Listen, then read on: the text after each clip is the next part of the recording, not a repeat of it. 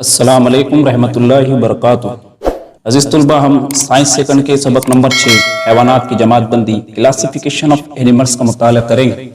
اس سبق میں ہم حیوانات کی جماعت بندی کی تاریخ، حیوانات کی جماعت بندی کا جدید طریقہ اور حیوانات کی دنیا کا مطالعہ کریں گے۔ پیارے بچوں، ذرا یاد کیجیے کہ جانداروں کی جماعت بندی کرنے کے لیے کون کون سے اصولوں کا استعمال کیا جاتا ہے۔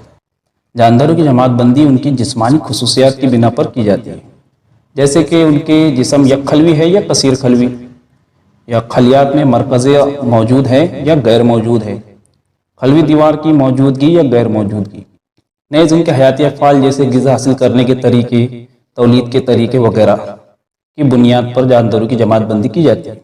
کتاب میں دیے ہوئے فلو چارٹ کے مطابق جانداروں کی جماعت بندی ان کے خلیات میں موجود مرکزی کی بنیاد پر دو قسموں میں کی گئی ہے: مرکزہ بردار اور غیر مرکزہ بردار میں۔ غیر مرکزہ بردار میں عالم مونیرا کا شمار ہوتا ہے، جس کی مثال ہے بیکٹیریا، جس کی شکل کتاب میں دکھائی گئی ہے، جبکہ مرکزہ بردار دو قسم کے ہوتے ہیں: یک خلوی جاندار اور کثیر خلوی جاندار۔ یک خلوی جاندار یعنی وہ جاندار جو صرف ایک خلیے سے بنے ہوتے ہیں، جبکہ کثیر خلوی جاندار ایک سے زیادہ خلیات سے مل کر بنے ہوتے ہیں۔ یک خلوی جاندار کی مثال ہے عالم پروٹسٹا۔ عالم پروٹسٹا میں پیرامیشیم کا شمار ہوتا ہے، جبکہ کثیر خلوی جاندار دو قسم کے ہوتے ہیں: خلوی دیوار والے جاندار اور بغیر خلوی دیوار والے جاندار۔ خلوی دیوار والے جاندار دو قسم کے ہوتے ہیں: غیر کفیل جاندار اور خود کفیل جاندار۔ خود کفیل ایسے جاندار ہوتے ہیں جو اپنی غذا خود تیار کرتے ہیں، مثلا نباتات، اس لیے کتاب میں دیا ہوا ہے نباتات کی دنیا۔ جبکہ غیر کفیل وہ جاندار ہوتے ہیں جو اپنی غذا خود تیار نہیں کرتے بلکہ اپنی غذا دوسروں سے حاصل کرتے ہیں، مثلا پھپھوند، اس لیے کتاب میں دیا ہے پھپھوند کی دنیا۔ ہم دیکھتے ہیں کہ روٹی یا بریڈ جب خراب ہو جاتا ہے تو اس پہ پھپھوند آ جاتی ہے، یعنی پھپھوند اپنی غذا روٹی اور بریڈ سے حاصل کرتی ہے۔ جبکہ بغیر خلوی دیوار والے میں تمام حیوانات کا شمار ہوتا ہے، اس لیے اس میں دیا ہوا ہے حیوانات کی دنیا، مثال دیا ہوا ہے سانپ۔ ذرا یاد کیجیے نباتات کی جماعت بندی کس طرح کی گئی ہے۔ پیارے بچوں، یہ ہم پچھلے سال پڑھ چکے ہیں کہ نباتات کی جماعت بندی کے چند طریقے ہیں، جس میں سب سے پہلا ہے اہم اعضاء کی موجودگی یا غیر موجودگی۔ اہم اعضاء مراد جڑ، تنا، پھول وغیرہ۔ نمبر 2 ہے مختلف اعضاء تک غذا اور پانی کی ترسیل کے لیے نسیجوں کی موجودگی یا غیر موجودگی۔ ہم جانتے ہیں کہ نباتات میں دو قسم کی نسیج پائی جاتی ہے: خشبہ اور لیہا، جو غذا اور پانی پہنچانے کا کام کرتی ہے۔ نمبر 3 پھولوں اور بیجوں کی موجودگی یا غیر موجودگی۔ نمبر 4 پھلوں میں بیج ڈھکے ہوئے ہوتے ہیں یا کھلے ہوئے۔ نمبر 5 بیج یک ڈالا ہے یا دو ڈالا۔ پیارے بچوں، ہم ہمارے اطراف مختلف قسم کے حیوانات دیکھتے ہیں۔ کچھ جاندار بہت ہی چھوٹے ہوتے ہیں تو بعض بہت ہی بڑے ہوتے ہیں۔ کچھ زمین پر رہتے ہیں تو کچھ پانی میں۔ کچھ حیوانات رینگتے ہیں جیسے کہ سانپ، تو کچھ پانی میں تیرتے ہیں جیسے کہ مچھلیاں، یا ہوا میں اڑتے ہیں جیسے پرندے۔ کچھ حیوانات کی جلد پر سفنے ہوتے ہیں جیسے مچھلیاں، تو کچھ حیوانات کی جلد پر بال ہوتے ہیں، یا کچھ حیوانات کے جسم پر پر جیسے کہ پرندے۔ اسی طرح کے حیوانات میں بھی بہت زیادہ تنوع دکھائی دیتا ہے۔ حال کی معلومات کے مطابق زمین پر اندازاً 7 ملین قسم کے حیوانات کا اندازہ لگایا گیا ہے۔ اس میں سے ہر جماعت کا مطالعہ کرنا ہمارے لیے ممکن نہیں ہے، لیکن اگر ان حیوانات میں یکسانیت اور فرق پر منحصر گروہ یا گروپ بنا دیے جائیں تو ہم ان کا آسانی سے مطالعہ کر سکتے ہیں۔ اس لیے جماعت بندی کی تعریف کیا ہوگی کہ خصوصیات کی یکسانیت اور فرق پر مبنی حیوانات کے گروہ اور ذیلی گروہ تیار کرنا حیوانات کی جماعت بندی کہلاتا ہے۔ یعنی جانداروں میں یکساں خصوصیات والے جاندار اور الگ خصوصیات والے جانداروں کے گروپس بنائے جاتے ہیں۔ گروپس کے اندر پھر چھوٹے چھوٹے گروپس اور جماعت بنائی جاتی ہے۔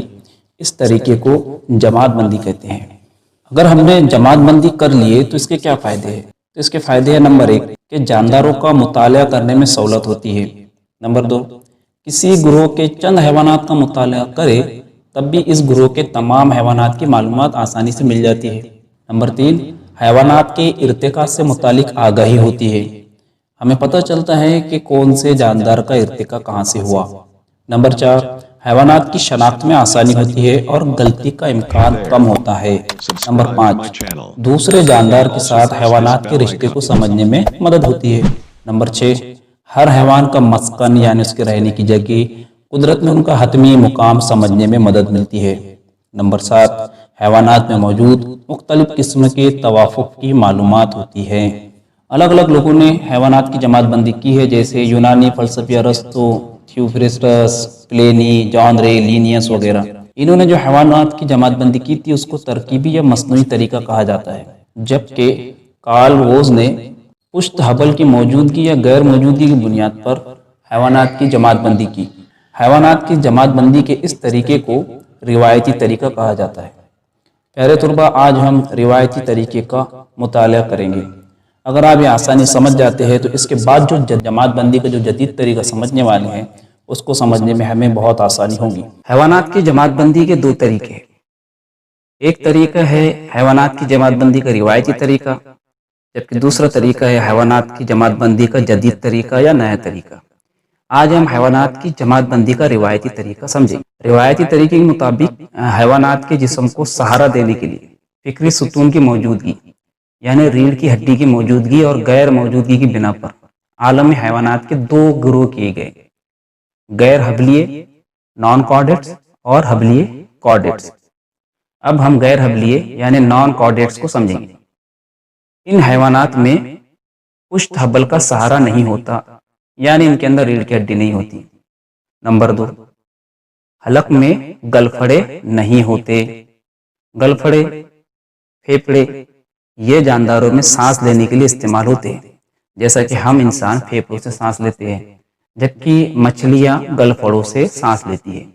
لیکن جو غیر حبلیے جاندار ہوتے ہیں ان کے حلق میں گلفڑے نہیں ہوتے، اس کا مطلب ان کے اندر پھیپھڑے بھی موجود نہیں ہوتے۔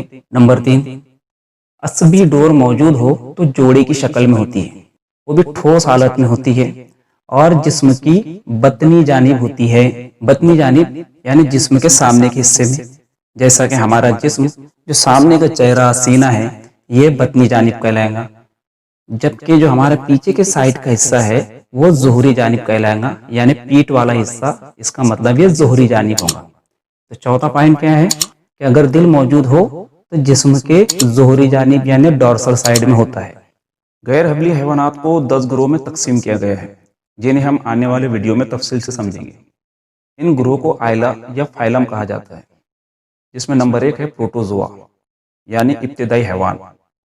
نمبر 2 ہے مسامدار جسم والے یعنی پوریفیرا۔ نمبر 3 ہے استوانہ نما جسم والے حیوان یعنی سلینڈریٹا یا نائڈیریا۔ نمبر 4 ہے چپٹے دودے یعنی پلیٹی ہیلمنتھس۔ نمبر 5 ہے گول دودے یعنی ایسکلیمنتھس۔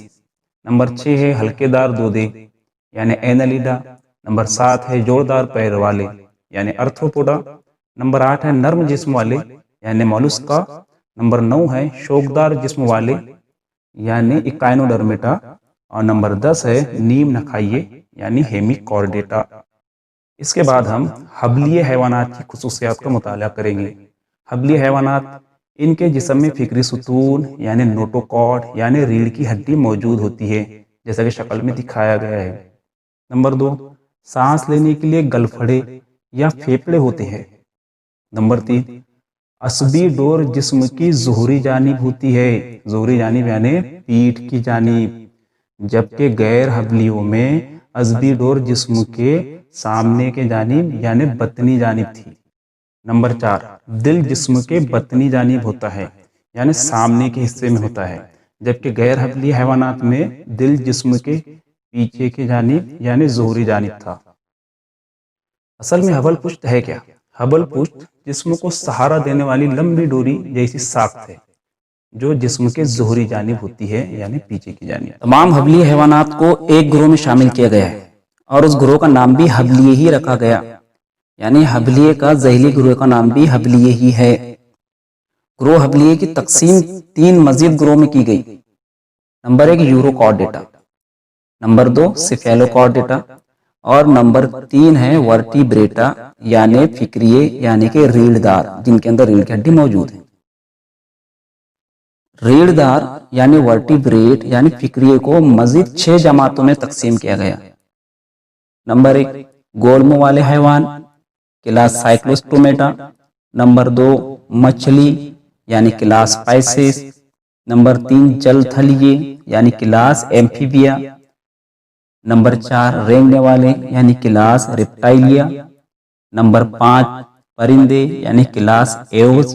اور نمبر 6 کلاس میملز یعنی پستانیے۔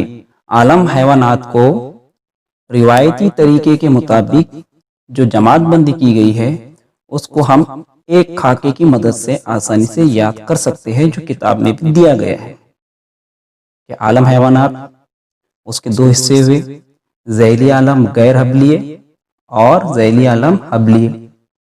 ذیلی عالم حبلیے کی 10 جماعتیں ہیں۔ نمبر 1 ابتدائی حیوان مسامدار جسم والے، استوانہ نما جسم والے، چپٹے دودے، گول دودے، ہلکے دار دودے، جوڑدار پیر والے، نرم جسم والے، شوکدار جسم والے اور نیم نخائیے۔ پیارے بچوں ان کو اسی ترتیب میں یاد رکھنا ہے۔ ذیلی عالم حبلیے تقسیم ہوئی ذیلی آئلہ حبلیے میں۔ ذیلی آئلہ حبلیے پھر 3 حصوں میں تقسیم ہوئی، یوروکارڈیٹا، سیفیلوکارڈیٹا اور نمبر 3 فکریے۔ فکریے مزید 6 جماعتوں میں تقسیم ہوئے، گول منہ والے، مچھلیاں، جل تھلیے، رینگنے والے پرندے اور پستانیے، جس میں ہمارا شمار پستانیوں میں ہوتا ہے۔ پیارے بچوں یہ حیوانات کی جماعت بندی کا روایتی طریقہ تھا جسے ہم نے سمجھنے کی کوشش کی۔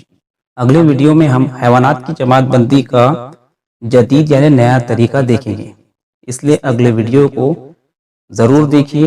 اگر وہ ویڈیو آپ اسکپ کر جاتے ہیں تو اس کے بعد کا آنے والا حصہ آپ کو بالکل بھی سمجھ میں نہیں آئے گا۔ امید کرتا ہوں آپ کو یہ سبق ضرور سمجھ میں آیا ہوگا۔ لائک، شیئر اور چینل کو سبسکرائب ضرور کیجیے۔ السلام علیکم ورحمۃ اللہ وبرکاتہ۔